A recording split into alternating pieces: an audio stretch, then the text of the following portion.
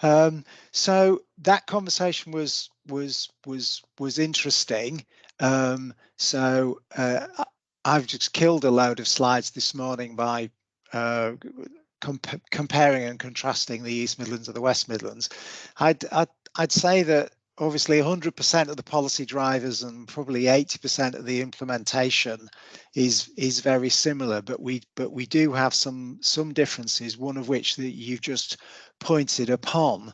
I think you're lucky in the West Midlands that you've only got 2 different shared care records. Across the 5 ICSs in the East Midlands, we've actually got 4 different flavours. So the Northamptonshire, Lincolnshire and Derbyshire models are very similar to yours in that they persist a large database of data from data providers. But in Leicester, Leicestershire and Rutland and Nottingham and Nottinghamshire, we've taken a different approach of not having that restored data, and that we intend to go and get it directly in real time, both from primary care and from acute trusts and later, and hopefully also local authorities. So we quickly, not just for that reason, decided not to copy that approach. A couple of the things to mention is that the West Midlands are different in terms of how NHS England regard us in terms of our maturity and progress around the SDE project. Roughly speaking, the country is split into 2. There are 7 SDEs that have been funded to build an entire service, and in addition to the West Midlands, I need to write this down because I'll forget 7 of anything, they are effectively London, Thames Valley and Surrey, North East and North Cumbria, Wessex, the North West and the Eastern region, whereas in the other 4, which are our Sales, Kent and Medway, Great Western and Yorkshire and Humber, we've been given less amount of money. Partly they say because there wasn't enough money to share around to allow us to build, but also I think that they hope, without pushing us, that we might choose one of the mature 7 SDEs as our platform basis, whilst maintaining all of those controls that Hilary has identified both across patients and the public, but also our data controllers.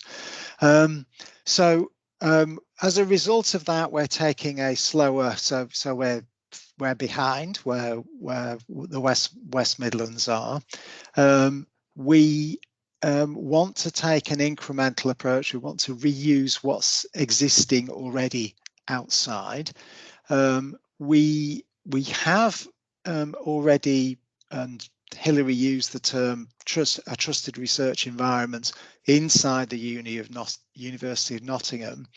They, I suspect, like University of Birmingham, invested some of their own money in having those capabilities in terms of the requirements for a TRE that follows the 5 safes and the FAIR principles and so forth. So in the first instance, we want to use that. We're already made to feel as though we're being a little bit of an outlier because most of the other SDEs are following the route of having a trust as the major data processor, in some cases also joint data controller for any data that's collected and used for research.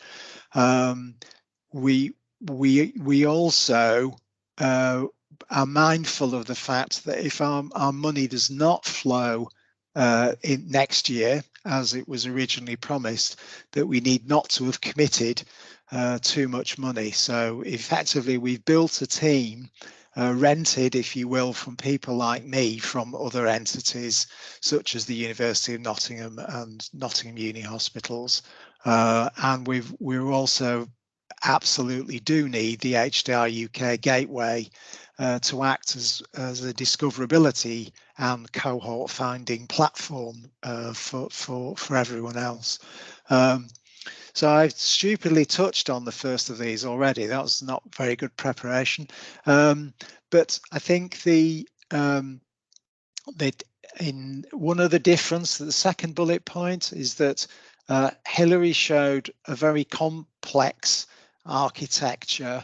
Ours is simpler. When this slide deck goes out, you can look at it at your leisure. I'm not proposing to show it today, but we see a definite division between a safe haven in which data is processed probably in pseudonymized format, but that ultimately converts the data into an effectively anonymous asset, which can then be moved to any TRE.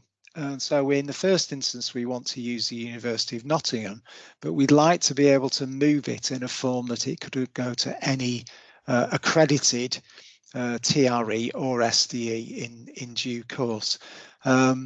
We've seen that you've mixed a bunch of Microsoft products and other off-the-shelf software, and in some cases open source software. We've made a small purchase to rent the use of a company called BC Platforms, who have actually got a bit of an international reputation in supporting research and analytics. In particular, we noticed that they were supporting the Wessex platform, and we were unsurprised in that regard because in Nottingham we'd already had some experience of sharing anonymized data for research through that platform with the University of Southampton, who are effectively the architects of the Wessex platform. We don't expect to have to store data for longer than it is needed for a research project. Of course, there are going to be those longitudinal projects where the data is required again and again, and we need to find a way of doing that. But our data controllers have got quite a wide variety of appetite for risk. I can't see Chris Packham's face at the moment, but he and I, having worked in the same trust, can observe even within inside a trust there is quite different appetite for risk, and how that we manage the common law duty of confidentiality is at the moment undecided.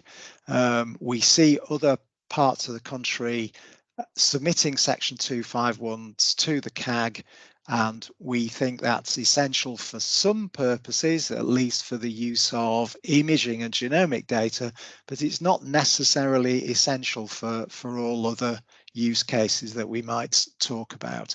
So we're trying to meet the concerns of the data controllers by being as minimalist as possible in terms of the use of a 251. It may or may not work.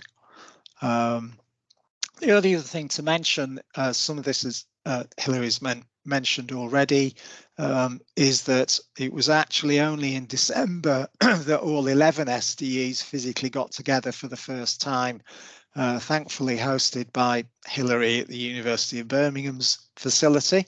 And it was clear, I think for the first time, that there's quite a lot of work to be done that is best done once by those group of people, so that all 11 SDEs behave in the same manner. There is a goal of having a single front door for researchers, but I think there'll actually be 12 front doors. I think there will be a single front door, but I think for some time there will be a need for each SDE to provide an open door for local researchers whose research needs don't extend out width of the boundary of that particular SDE. At least I think that's what is going to happen.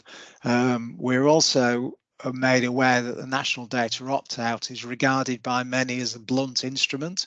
I just describe it as a confusing instrument, because there are those patients who think that they've triggered it for all secondary uses, but in fact they haven't, because NHSE have got special powers that we at our level don't have. So I think I'll pause there